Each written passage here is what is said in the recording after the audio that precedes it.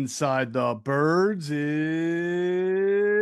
back. What's going on, everybody? Geoff, Mosher, Adam, Caplan for another Inside the Birds. And you know, we are deep inside April, more than a week into April now. And that just means we get closer to the NFL draft. And the Eagles are doing something, as we like to say, with their draft proofing their roster. They're adding guys on 1-year deals. We'll talk about that. One of them is a familiar name. They're getting some in-house work done. They signed another player to an extension. We'll talk about that in this podcast. And of course, we'll go through what all their signings, extensions, and additions means for the draft, which comes up now. It just comes up so fast, Adam. I mean, it's amazing. Like, we still got more than 2 weeks, but it just feels like, bam, you flick the switch, the draft is here. And obviously, we've been doing a lot of good draft preview coverage with Greg Cosell and the intel with Greg Cosell, which has been out. And he's doing a great job of really letting our audience get to know who the prospects are. We have one on edge rushers, right? Is that the one we taped last week? Edge rushers, yes. When you hear this, folks, this is Greg. I think the three of us agreed on this. Probably the highest level conversation we've had since we've done this stuff with Greg. Greg doesn't usually say much after we're done. He goes, "Guys, I got to tell you, that was awesome." I was like, "Wow, I think we agree with you." So that was fun. And based on all of our experience covering this thing and going inside how teams think and what's important to them is really good. And yeah, we're going to go inside Jordan Mailata's deal. We'll go inside how, not only why they did it, but his ascension here and kind of his rise and how crazy the story is. And the crazy thing about Mailata is I can't believe he's only 27. How the hell is that possible? I know. He just I turned do 27. feel like he's like just the left tackle now. Like, he's the mainstay left tackle, and the whole, like, you're a rugby player, you have back injuries, we don't know if that seems like it is so far away because he's just been the left tackle. Yeah, and he's gotten better. Everybody, it's always subjective when you rank linemen in particular, because everybody likes what they like. But his story and the fact that he's become who he's become is remarkable. We'll get into that, and we'll go inside that situation. We'll go inside the Avonte Maddox situation as well. Also, if you're part of our Patreon, we've now posted, I think, 10-player free agent contracts.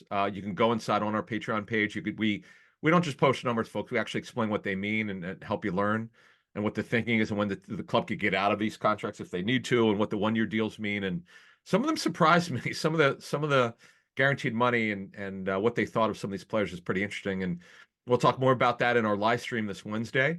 We had one last week, which is great. Just about an hour. We will do another one in 2 days from now. If you're listening to us on Monday morning, which is today, do that at 8 Eastern.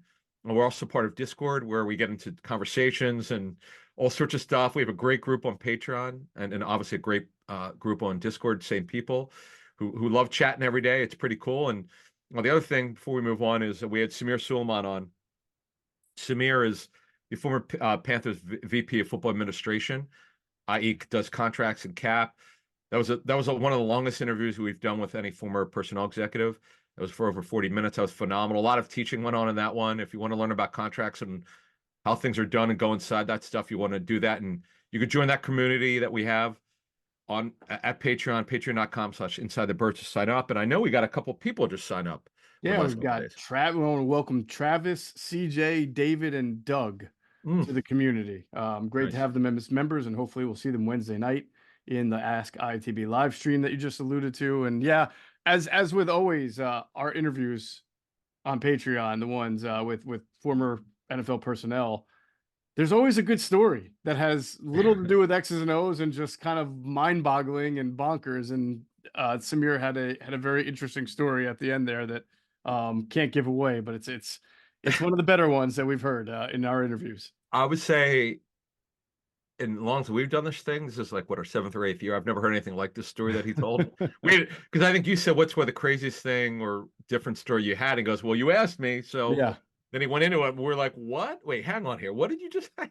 Yeah, I was looking for that crazy story in salary cap management or sure. player disagreement, and I got what we got in return was not something I expected. And I knew he worked for the Rams in the early 2000s during the best show on turf. So that was pretty cool. So he also worked for the Steelers and the Jaguars. But so patreon.com/InsideTheBirds. And then as we move on, our Andrew DeCecco and his draft diary Draft Dreams, and he had this pro day intel. He went to a bunch of pro days, but I like he does these draft diaries with these players. And as you were letting me know before we tape this, that I forgot he did McCollum, the corner who was drafted by the Bucks from a Yep. couple years ago. Yep. And the wide receiver from the 49ers, Danny Gray. So had him first. He also had another kid who was drafted, Jeffrey Gunter, who was defensive end draft. This is a couple of years ago that he did it. I gotta be and to be honest with you, Adam, the interviews we did with Denzel Mims, who was Yeah. coming out of Baylor, and Jalen Johnson, who just signed a huge contract with the Bears from Utah, the cornerback. Those were interviews that Andrew actually arranged for us several years ago. Yep. So yeah, he loves doing these small school guys who are going to get drafted or signed, and he's got some really interesting ones up on the platform. By the way, the Denzel Mims one made headlines because he said something in there which we didn't think was a big deal, but apparently bloggers did, and it got out there. Yeah. Mims is still looking for a job, I think. But yeah, those are good, and check those out at InsideTheBirds.com. That's right. And just to circle back for Patreon, we're asking for everybody's help a little bit, and you'll get something out of it. We're sending out a survey. It's in fact, by the time you listen to this, it might already be out. We're surveying all of our listeners, all of the Inside the Birds listeners, not necessarily Patreon members, just anybody who listens, to find out what it is that they like about the platform, what it is that they might be willing to pay for if they were to be Patreon members, and what we can do more of to have people join that membership to Patreon. So if you could fill it out for us, we'd really appreciate it. You can find it on all of our socials. Inside the Birds, Twitter is at Inside Birds, or at Geoff P. Mosher, or at Caplan NFL. On our Facebook page, we'll put it out on all the Inside the Birds and personal socials. And what we're going to try to do is, as long as we can track it, where we'll make someone will be eligible to win a $50 gift card to Fanatics. There you go. So just by participating in the survey, you'll have a chance to win a $50 gift card to Fanatics. And we really appreciate anybody who fills out the survey, because ultimately we're trying to figure out what it is you like most about the platform and what we could do more of that you'd be willing to say, yes, I would be a member of their Patreon channel if they did more of this or did this. So that would help us greatly, and we appreciate it. As we mentioned, Andrew got the draft diary. I think we're going to try to get Andrew on soon too, either on a pod or maybe on the Ask ITV live stream for Patreon, because he's been going to these pro days, he's been studying these prospects, and he'll have really good intel. He actually has had really good, if you guys follow him on Twitter, which is at Andrew DeCecco, he's been keeping track of prospects who have 30 visits with the Eagles, or also where the Eagles are going on pro days, which I think they're just starting to wrap up if they're not all done, but also workouts. He's got workouts and everything like that. So make sure you're following him on Twitter, or X, I should say, for that. That's Andrew at Andrew DeCecco. All right. Remember, Inside the Birds is presented by our friends at Ocean Casino Resort in Atlantic City. It is the exclusive Jersey Shore resort of Inside the Birds. So the Eagles made some news, obviously, as Adam, you already alluded to. They gave an extension to Jordan Mailata. So why don't we, before we get into the numbers, why don't you explain why now was a good time for them to extend Jordan Mailata? Because I will say I remember when they gave him the first extension, which was a pretty team-friendly deal. He was very hard. He had just become a starter, and he had played well. But you and I were discussing, you can go back, any of our listeners come back, listen, how it's difficult to gauge the market for a left tackle who has so much upside, but who hasn't played the position very much. And we felt that when the deal came out, it was team friendly, and it probably wouldn't be a long time before he Yep. saw an extension as long as he played well. In fact, I think we said it would probably be redone after 3 years, and here we go. They did it. They waited till after the third year of the deal. So he signed another 3-year extension. The first one's the 3-year extension that he signed in September. It was right before the 21 season started. That one was a 3-year extension worth $48 million, $16 million a year. And this one is higher, 3 years, $66 million, $22 million a year. That puts him in top 4 of all tackles. As we said earlier, he just somehow only turned 27. So if he stays healthy, he's going to sign even a bigger deal by the time he's 30. Because him and Dickerson, we'll go over what it means for the offensive line. Him and Dickerson's contracts expire after the 28 season. So it's Yeah, Jordan, think about it. Jordan never played football in his life, put a football helmet on for the first time in IMG Academy in that workout that Jeff Stoutland ran. And Stout smartly told their front office, particularly the general manager, hey, we need to look further into this player. This guy's got something in his body. They didn't know what then, but it was certainly had some upside. And he just had to learn to play football. It was going to take a while. First 2 years, he had the back problems where there was some concern. I mean, I remember hearing this, that there was some concern about, would he be able to stay healthy enough just to be a backup? And then it kind of took off in that spring of 2020, and a great year in 2020. And prior to the 21 season, he got the extension, and he's just been an incredible story of perseverance. And you know what I love about him? He loves to be coached, and we know Stout coaches hard. He wanted it. He wanted to be coached hard. He takes it. Mm-hmm. And they have this very close relationship for a coach and player, and it's been a great story, and really one of the all-time, not only Eagle stories, but NFL stories. So unlikely. But it's one thing to be a good backup player and never play football in your life. That's a pretty darn good story. But to be elite, again, it's all subjective. He's a very good left tackle. Elite is hard to say, but certainly very good. And to be one of the top left tackles, top 5, top 6, depending on who's grading, it's crazy. And again, to be 27, I don't know how that's possible, but I guess he was 20 when he was drafted. Yeah, no, it really is amazing. What a find for the Eagles. I think when you look at it too, it's so fortunate because it came at a time where they really thought Andre Dillard, who was their first round pick in 2019, was going to be their left tackle of the future. And that did not work out. And can you imagine where the Eagles would be if they hadn't just found and developed Jordan Mailata with Dillard not being able to cut it at left tackle? Idea. They would be in such big trouble. I don't know. The Raven Clark might be left tackle. I'm joking. Yeah, I know. I don't know no, who but it you would be. seriously, it just shows you like how fortunate they were that they found. I'm give them credit. Some of it's a little bit of luck. I don't even think they would have imagined that Of course he could be this good. Sure. He gets a raise, right? Because he was making about a 16 million a year, I think was the average, and now it's about 22. So that's great. Here's what I wonder, and I loved how you framed it with him. I loved how you framed it because you validate what I think of Jordan Mailata, right? You said very good left tackle, not elite. Elite, I think of Trent Williams, right? I think of a healthy Rashawn Slater. I think of trying to think who else. Jason. I wouldn't put Slater I wouldn't put Slater anywhere close to elite. Oh, he was all pro his first year. Well, I know, but he has not played well. He is not graded as high. I just that was the injuries. Okay. I was just talking to someone in pro personnel with another team. I'm getting ready for the draft here, all of our information. And that what actually got brought up about how he thinks from grading Slater goes, he hasn't played anywhere close to the level he thinks. Wow, this one guy. Okay. I don't watch a whole lot of Chargers. When I watch him, I think he's pretty good. He's so athletic, but he is. I'm so interested to see what the new staff and what the Chargers does with him.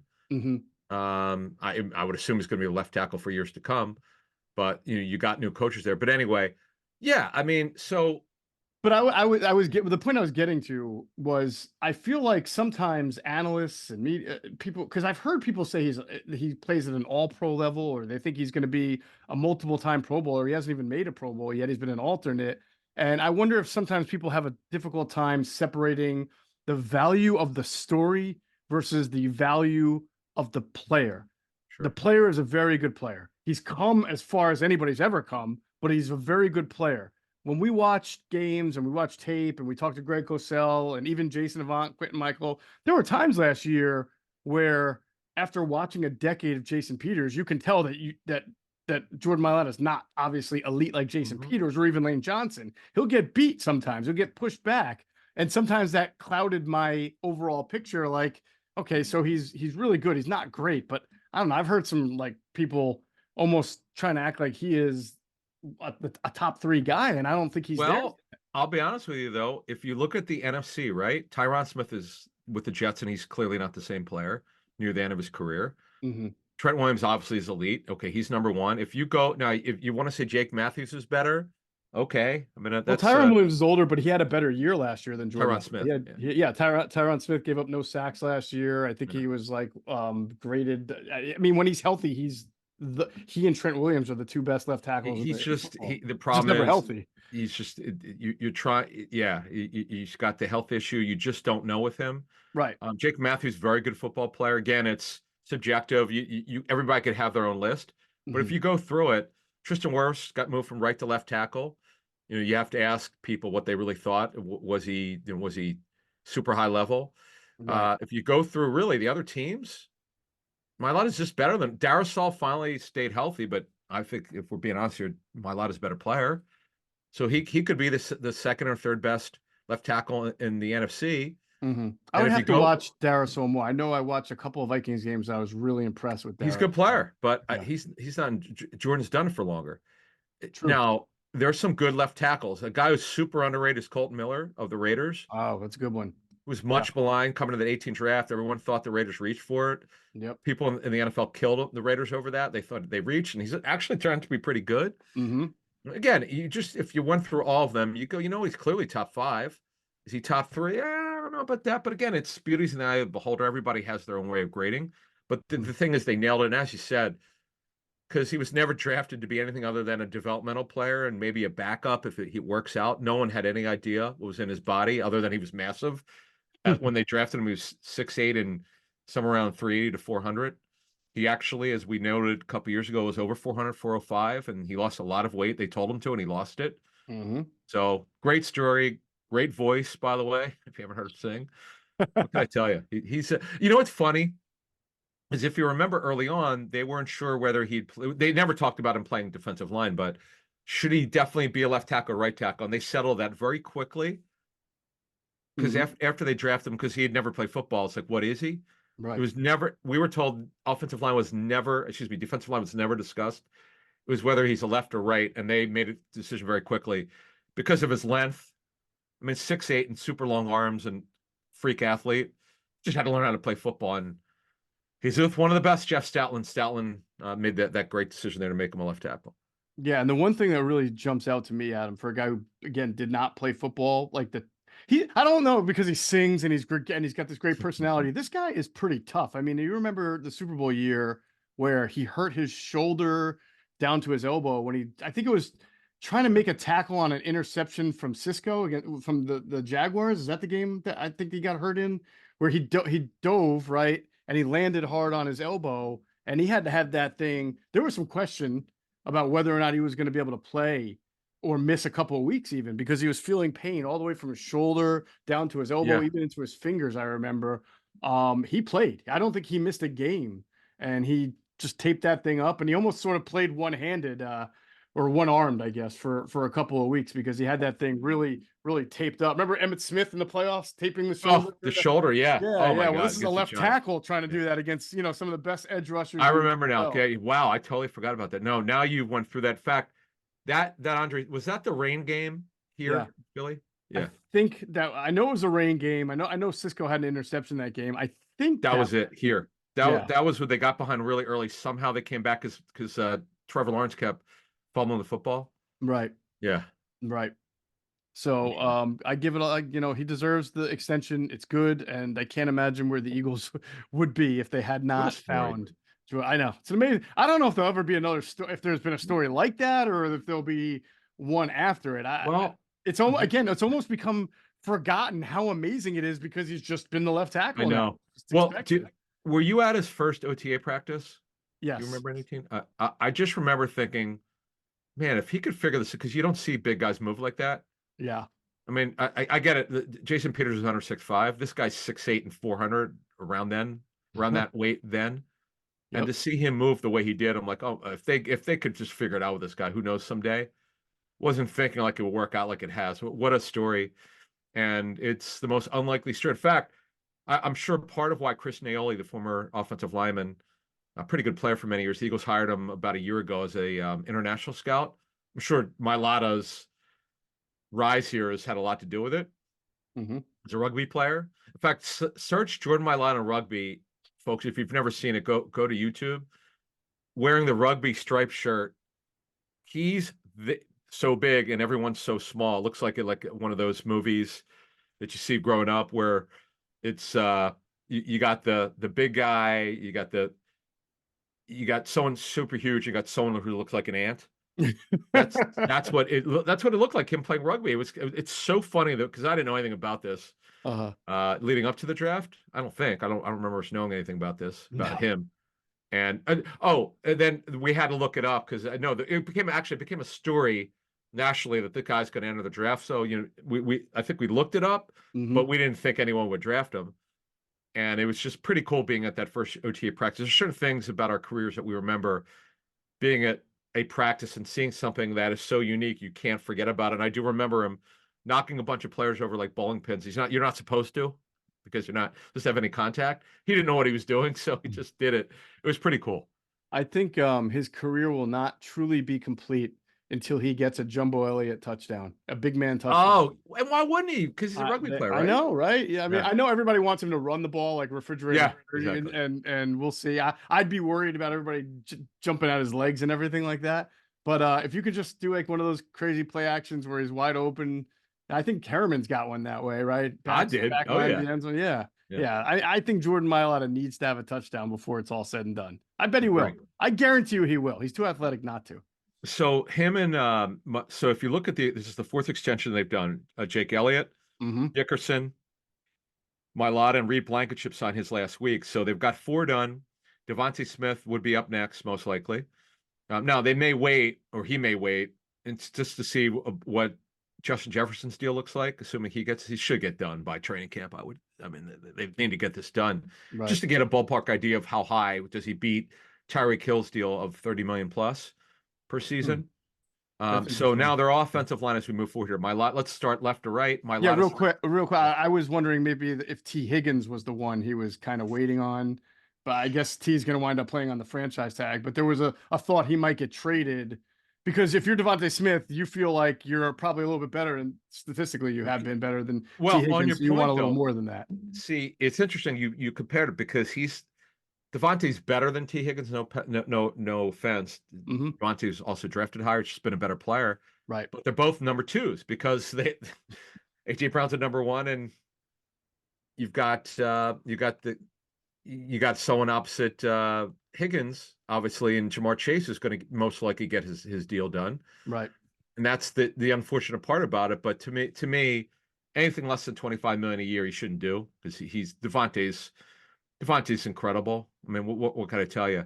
Right. So if you look at it now, left to right, you got Mailata signed through 2028. The left guard Dickerson signed through 2028. Now Jurgens, he's eligible after the season to get his contract extension. You could bet that'll happen if he plays well this season at center. You know it's coming an extension next spring. The right guard job obviously is open right now, so that doesn't really matter. And Lane Johnson signed through 2026. He's a dummy salary, I was told, in 2027. He could not come back in 2027 under the same terms of his contract. They'd have to redo it. So we know he's playing this year and next year. By contract, he's everyone we've talked to has told us he's playing through 2025. The Hmm. question is, does he want to play through 2026? It's always how he feels physically. It's no different than with Jason Kelsey. I mean, every year he would wait to see how he felt. And so you got Mailata and Dickerson, the left side of their line, signed through 2028. It's pretty cool. Hmm. Yeah, that is great. I tell you what, like I don't know in an off season of so many storylines, in a season about to come up, 2024 season, that'll have so many Eagle storylines. One of the top ones has to be the fact that at center and right guard, you don't have the stability that you've had for years. I mean, It'd be weird. I it's going to know. be just interesting to see. I mean, it's thankfully they have what they have at right tackle, and Yeah. left guard, but you're only as strong as your weakest link, they say. So I'm really interested to see how the center and right guard works. And Jurgens is inexperienced at center. Remember, folks, he Hmm. came to Nebraska as a tight end, played 2 years of offensive line. So that's we'll have to see. I mean, it's just get it called the one thing we had heard that separated Kelsey from kind of like everything else that was going on, gets you out of bad plays, tough plays, things he doesn't like pre-snap.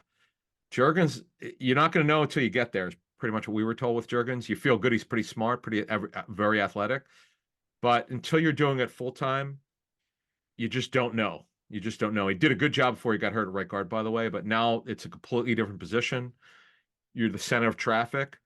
And then right guard is completely wide open there. So two guys are playing next to each other. Jurgens is new full-time starter to the position, Mm-hmm. and the right guard's completely wide open. So they don't know yet who the right guard's going to be. It's up in the air. Yeah, it's like I said, it's going to be. It may not be talked about because offensive linemen don't always get talked about a lot, but Big deal. it's a huge storyline It's a going big into the deal. year. That's actually now, of course, you've got the draft coming up, so that might be solved anyway with a tackle could play guard inside who could compete until Lane retires. But it is absolutely a major storyline going forward as of now, headed into the draft. Are they going to draft someone to compete for that right guard job? We'll see. Absolutely. All right, I have proof that Howie Roseman listens to Inside the Birds podcast. Really? I'm going to tell everybody about it right after our word from our friends at Ocean Casino Resort in Atlantic City. Go to get your game on. Go for the beers. Go for the cheers. Go for the hit and the hits. Go for the stakes and the stakes. Go to get your parlay on. Go to get your party on. Go for the scene. Go for the screens. Go for the gallery. Go for the win. Go to Ocean. Visit theoceanac.com to plan your visit. All right, how do I know Howie Roseman listens to the Inside the Birds podcast, Adam? Well, who's been saying more than us that it just makes too much sense for the Eagles to re-sign Avonte Maddox to a one-year deal after he's gone and tested the waters? I know you shrug. Everybody said it. I'm just being tongue-in-cheek, but we really did think all along this made the most sense. The Eagles still need help at nickel. Avonte was going to be allowed to go out there after being released and test the waters, and I know he had a visit with the Saints, and at the end of the day, it made most sense for him to come back to Philadelphia, and it made most sense for the Eagles to bring him back on a one-year deal. It's amazing the responses I got on social media. Oh, you can't pay a guy who's not. I mean, it's a one-year deal. He's probably not getting paid a whole lot if he was out there in free agency for 3 weeks. So there may be very little guaranteed money, if any. We'll see. You don't have the terms yet, do you? No, I haven't got it, but trust me, it's not going to be a lot of money. It's gonna be nothing. Right. He He's had no not leverage. guaranteed to make the team. Yeah, I mean, he should. I mean, he should be their starting nickel again, but he's going to have competition from Tyler Hall, who's a very physical player, smart player. Nice story. I talked to someone with the Raiders recently who was around when he was there and he had to play a lot. Very competitive player. And then you put Isaiah Rodgers in the mix if and when he gets reinstated. So they're going to have competition for it. And they, again, as we said months ago, they can't go in the season like this again like they did last year. I know it's not their fault that Zach McPherson got hurt, but you got to have competition, and that's it. I mean, you got to have that. So, and who's to say they won't draft another corner who could also play inside if needed as well. So we'll see what they do. And when you look at it, the key is the front office knows them, the coaching staff. A lot of these guys have been around Avonte, and it's a guy that they drafted and developed. He's been a good story. He's just as everybody knows, he's been hurt a lot. It's just, and then you've got, by the way, Gardner Johnson can play inside, and I'm sure he will. Not a lot, but you could do it when he's really good at it. He was maybe the NFL's best nickel 3 years ago before he came to the Eagles.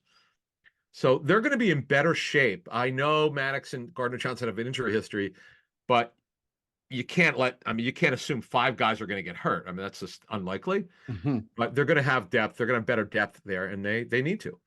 Yeah, absolutely. I think it makes a whole lot of sense. It's a good move for the Eagles. Hey, you never know. He might even stay healthy because, the odds are that he might, because he hasn't for the last 3 years. And we went through the list of nickel corners who are available in free agency.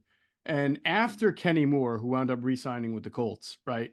The list was long of nickel corners who have all had a big injury history.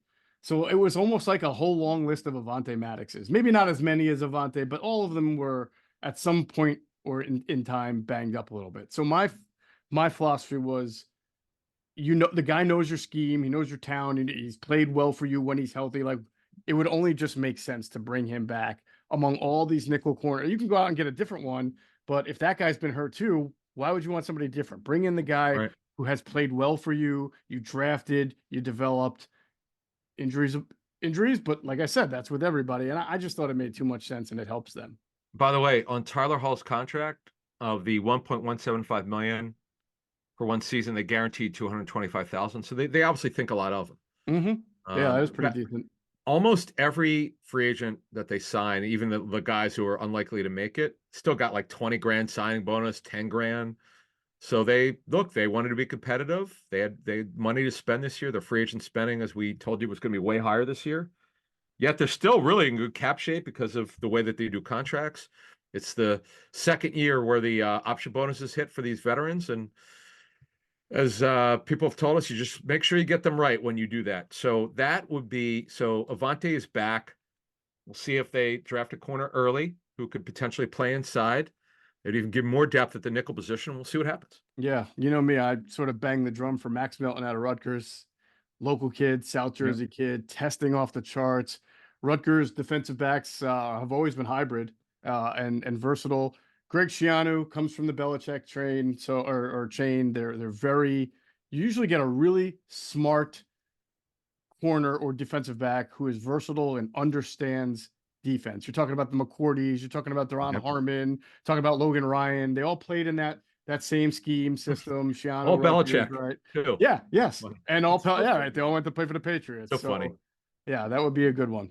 All right. Yep. So that is the situation at nickel with Avonte Maddox back. And by the way, it probably makes Dallas Goedert pretty happy because they're best friends and they live in the same neighborhood. I think. And yeah. Well, I wonder. No, yeah, they used to be roommates. I wonder if they'll be roomies again. So yeah, we'll see. I mean, if you're Avonte Maddox, you probably never even sold your house or wherever you're living. Yeah. I think he's in the same area as Goddard, but either way, South Jersey somewhere. Yeah. I mean, you probably just, until you sign a contract somewhere else, you're still here. So he doesn't have to go anywhere. Good for him. All right, let's get into some of the overall now signings, Adam, and acquisitions. And before we do that, we're going to say whether your resolution is to save money, eat better, or stress less, HelloFresh is here to help you do all three. Say hello to your most delicious year yet with fresh ingredients and chef-crafted recipes at a price you're going to love, delivered right to your door. So you've resolved to actually sit down and eat dinner around the table. What do you do about those nights your schedule is jam-packed? That's when you turn to HelloFresh's lineup of quick and easy meals, including their 15-minute recipes. They're designed to help minimize mealtime stress, and we all need a lot more of that in our life. Every time we eat from HelloFresh, whether it's quick and easy or one of their standard meals, we're just blown away by the freshness, the taste, and the overall quality. So many great options: chicken, steak, turkey, seafood, vegetarian, something for everybody. And now they've got their best deal yet. If you go to HelloFresh.com/EaglesFree and use that code EaglesFree, all one word, you get free breakfast for life. That's one breakfast item per box while you have an active subscription. Free breakfast for life at HelloFresh.com/EaglesFree and use the promo code EaglesFree. It's all one word, lowercase, EAGLESFREE. Act now for America's #1 meal kit. All right, Adam, take us through these signings and acquisitions to date. All right, so let's recalculate where they're at. Let's start on offense. So, and there's a common bond here. This is pretty interesting what they've done here. All right, so offense, Will Greer's here because he knows the offense. The reason why they signed him, it's kind of like with Chase Daniel. They want someone, the OC and the quarterbacks coach want someone who knows the system. Greer will help the other quarterbacks learn the system in training camp. The best he could hope for is be on the practice squad, which would make some sense, but he's on the roster now. Kenny Pickett obviously was acquired via trade. He's going to be the backup, barring something unforeseen for this season and next season. Barkley, know about his deal. Ty Davis-Price is on a one-year deal. They gave some decent guaranteed money. He's a gifted running back. He's good for a zone. He's better in a zone scheme. Eagles run a variety of run schemes, so we'll see how he fits in here. But the guy's pretty gifted. A receiver, two guys on one-year deals, Devontae Parker and Paris Campbell, who offer completely different skill sets. Campbell's an inside-out receiver. Big injury history. Devontae Parker, big injury history. He's only outside, but the Eagles know him very well. He's done well against them. Again, one-year deal for Ty Davis-Price. Parker and Campbell. Matt Hennessy, as we go to the offensive line. He got a one-year deal. He didn't play last season because he had a severe knee injury. But they like his ability to play center and guard. They had a pretty high grade on him. Or Stoutland actually he liked him a lot for that draft, as I understand. Their grade might have been a little lower, but they really liked the player. And you talked about Darian Kennard a couple months ago. This is a guy you'd said, right, could play center, guard or tackle, right? Right. He's naturally a tackle. He came out of college as a tackle, but the Chiefs felt he was better as a guard. Okay. He got a nice guarantee in his contract. They gave him 300 grand fully guaranteed of his 1.1 million. So they clearly like the guy. They want to develop him. They need these developmental backups like badly. Brett Toth has not worked out, though he's back on the team. And they've kind of run out of guys. Like Fred Johnson is not really that guy because he's been around a while, but he's a backup left. And then they also re-signed Rick, their special teams guys, Braid Mann, who re-signed for multiple years, and Rick Lovato. Defensively, we talk about PJ Mustipher, who his brother Sam just signed with an NFL team. Saw that. Yeah. He's in here. They want to take a look at him as a backup nose. We know about Bryce Huff and his $17 million a year deal, who replaces Hassan Reddick, and Julian Acquire, who's got upside as a fourth edge rusher. They gave a little bit of guaranteed money to. They want to see what he can do as that guy who could challenge for that spot. But again, Mustipher is a guy who's a long ways away from showing that he can make the team. He's got to show it in training camp, but they do like the player. Aquara is on a 1-year deal for a decent guarantee. Devin White, he basically essentially got a 1-year, $5 million deal based on the structure. To get 7.5, he'd have to hit a lot. But again, this offseason was based on a lot of guys either who've done it before, have injury histories, or guys who have a lot of upside. We're looking to kind of reinvent themselves. And then you've got Burks, the veteran inside backer, who's also on a 1-year deal, who they know very well. And then Zach Bond, who they think is an inside and outside player at linebacker, also on a 1-year deal that's fully guaranteed $3.5 million. So they clearly think a lot of him. We mentioned Tyler Hall earlier. And Gardner Johnson's got a 3-year deal with basically a 1-year structure, very little guaranteed money in year 2. So if you look at all these, other than Huff, who you know is going to be here for a while, his structure's for 2 years out of the 3 years. It's Barkley's going to be here for at least 2 years. Huff's going to be here at least 2 years. Everyone else, kind of, if you look at it, it's kind of 1 year prove it. Yeah, and I've always thought, Adam, that's the way to do it. That way you allow competition to play itself out. You allow yourself to draft the best players, right? Because you don't, again, you're sort of draft proofing your roster. You're giving yourself enough talent and bodies to be able to play a game, but then you can now draft best player available. And if that guy, doesn't matter if he's a first rounder, a 5th rounder, a 7th rounder, if he comes in and plays better and shows you more than somebody that you have on a 1-year deal, then you play that guy. That's fine. Guys on a 1-year deal for a reason. It's when you start and they used to do this in the past, bring a guy 3-year deal, overpay in free agency. Then you feel compelled to have to play him longer, even if you're struggling. You're like, we got to get our money's worth. And that's when you run into all sorts of troubles. I mean, my God, the Giants had to force feed, who's that wide receiver they signed from the Lions that didn't work? Galladay. Oh, remember how badly they had to keep force feeding him when he clearly, didn't have it anymore? And that's what happens when you spend too big on free agents. When that was a terrible miss by David Gettleman, the former general manager, just terrible. Yeah. Galladay, I mean, he was awful for the Giants. He's out of football. So, and then, yeah, I mean, Albert O was obviously re-signed. Graham re-signed for a year, and as we just mentioned, Maddox. Now, the guys that they lost, Swift, they made an offer to, as we understand it. It was not close to what he got from the Bears. Julio Jones. Here's some guys who are out there. Julio Jones is out there. Watkins signed a 1-year deal for minimum with the Steelers. Olamide Zaccheaus signed with, I believe, Washington. Jock Stoll, the Eagles made an offer to, but he thought, and we'll see if he's going to have a bigger role. He thinks he's going to have a bigger role with the Giants. They lost Kelsey to retirement. Jack Driscoll signed with the Dolphins. Unsigned so far on offense, R. Jones, Boston Scott, Penny. There's obviously no way he's coming back. That was bizarre. It was a disappointment. And Roderick Johnson, who was hurt last season, he was actually on IR to start the season. And then the guys they lost in free agency, they traded Hassan Reddick to the Jets. Fletcher Cox retired. Nick Morrow, they didn't want him back. He signed a deal elsewhere anyway. Kevin Byard was released. And how about the Bears giving him pretty good money? That was interesting. That was interesting. Was that interesting? That surprised me. Unsigned Sean Bradley, who come back with torn Achilles. He's a special teams player only. You never know. They could bring him back for specials. And considering, by the way, the new kickoff role, you would think they would have interest in him. Mhm. Shaq Leonard and Zach Cunningham, we put this out a couple months ago. They had interest in Zach Cunningham, but they were off of the money. And right now, to me, with bringing all these guys back, I don't see any room for him. I've thought about that, Adam, and it sort of depends to me on what their plans are for Zach Vaughn. Okay. If they're going to use him as inside outside, right? Which Yep. how New Orleans used him. Well, I mean, New Orleans.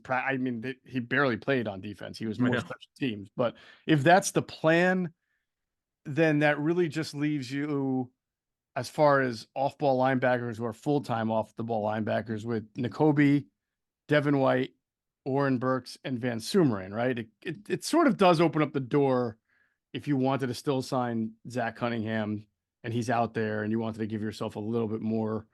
But I mean, ideally, you're right that you have Dean and White as your starters, and you have a really Yeah. good backup in Oren Burks, and you can get maybe some snaps out of Zach Vaughn. But are you one injury away? Are you looking at it, say, let's say Nakobe gets hurt again, then you're Yeah. White and Burks. Would you rather have Cunningham be your top backup, which is maybe at the stage of his career with his injury history, would he be best served as?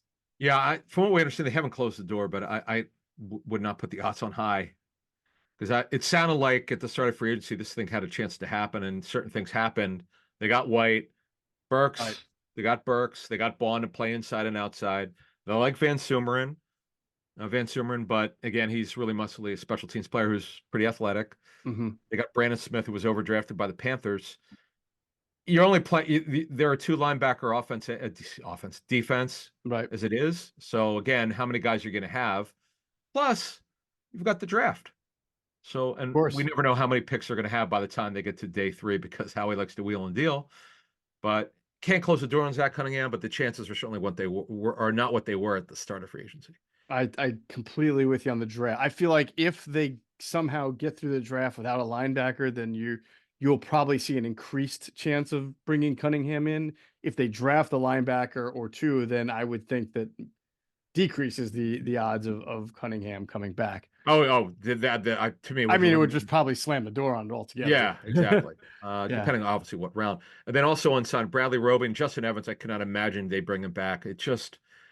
That's the kind of thing last season. They had an economical free agency. So many guys on 1-year deals who had issues, injury history, careers were going down the tubes, and it just didn't work on defense. And obviously, there are like 10 reasons why the defense was bad last season. Mm-hmm. But a lot of them they hope have been eliminated or alleviated.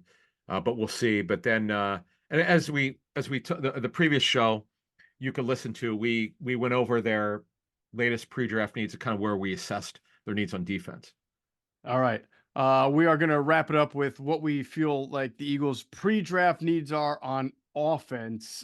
Before we do that, let's pause to hear a word from our friends at Sky Motor Cars. Sky Motor Cars in Westchester is a different sort of dealership. All it takes is one look at their Highline pre-owned vehicles that people all over the country want and need. Owner Brett Schiller, make sure you don't spend a dime of your money before you purchase the car. Sky Motor Cars allows you to make all the decisions regarding your next vehicle. At Sky Motor Cars, you never have to spend more than necessary. Visit SkyMotorCars.com today or call 610-918-7225. And if you stop into Sky Motor Cars in Westchester, PA, make sure you tell them Adam and Geoff sent you. You will get a great deal. And by the way, Avonte Maddox goes there. He's got his cars from Sky Motor Cars in Probably that. I bet you that's just what sold him on. He probably had a same offer somewhere else. He's like, nope, come back here because that other place does not have Sky Motor Cars in my backyard. There you go. That's right.